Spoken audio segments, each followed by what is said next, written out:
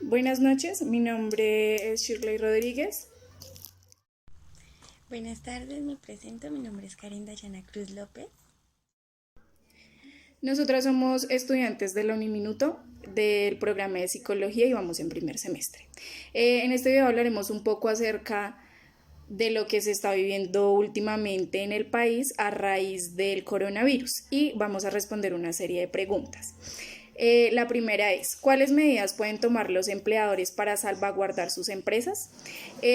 Una de ellas es el aislamiento social que ha impulsado el gobierno como principal arma para contener la pandemia del coronavirus.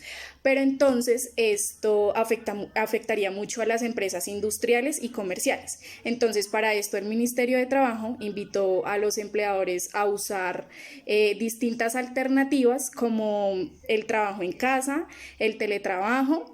Cuando se habla de teletrabajo, nos referimos a cuando se hace el trabajo lejos de las sedes principales, como pues muchos empleados lo están haciendo en este momento. Y es por medio del teléfono. También se les dio las vacaciones anticipadas mientras se supera pues la crisis del coronavirus. Bueno, en la segunda pregunta dice que si en Colombia hay situaciones que permiten a los empleadores hacer retiros masivos sin que haya alguna penalización por parte del Estado, en qué situaciones y qué artículos lo protegen. Sucede que en estas etapas de pandemia ninguna empresa tiene la autorización de poder despedir a sus empleados, a ciertas excepciones, o bueno, las situaciones, las cuales son el consumo de drogas psicoactivas dentro de la empresa o que algún empleador llegue drogado a la empresa, la revelación de secretos de la empresa, la negligencia, la agresión entre compañeros y hasta la documentación falsa, ya que todo esto se cuenta como un delito grave. Los artículos que los protegen es el quinto, el séptimo, el 52 y el 50. La tercera pregunta es qué medidas han tomado a nivel mundial y en Colombia para proteger las empresas pymes.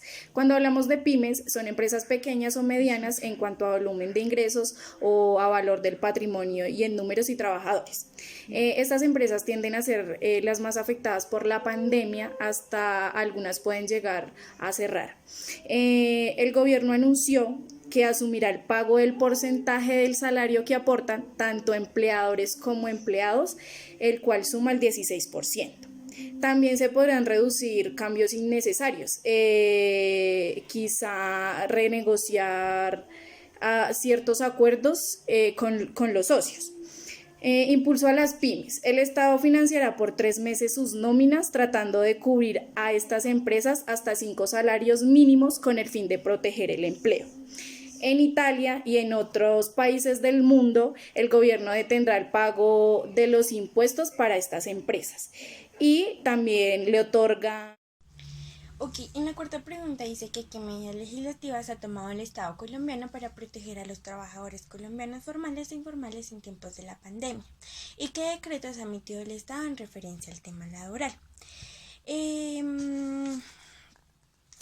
Los decretos que yo encontré, empezando por el decreto de la ley 488 de 27 de marzo del 2020, en la que contiene las medidas laborales encaminadas a promover la conservación del empleo y brindar las alternativas a los trabajadores y empleadores de la empresa.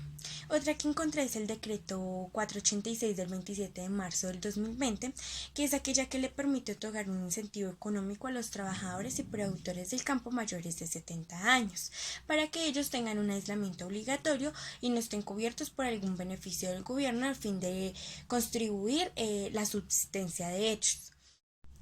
Otro decreto que encontré es el 463 del 22 de marzo del 2020, el cual el Ministerio de Comercio, Industria y Turismo modifica parcialmente el arancel de aduanas para la importación de medicamentos, dispositivos médicos, reactivos químicos, artículos de higiene y aseo, insumos y equipos, materiales requeridos para el sector de agua y saneamiento básico. Y por último, el decreto 461 del 22 de marzo del 2020, el cual por medio de él se autoriza temporalmente a los gobernadores y alcaldes de cada departamento para la reorientación de las rentas y la reducción de las tarifas de impuestos territoriales. Bueno, esto fue todo. Muchas gracias por su atención.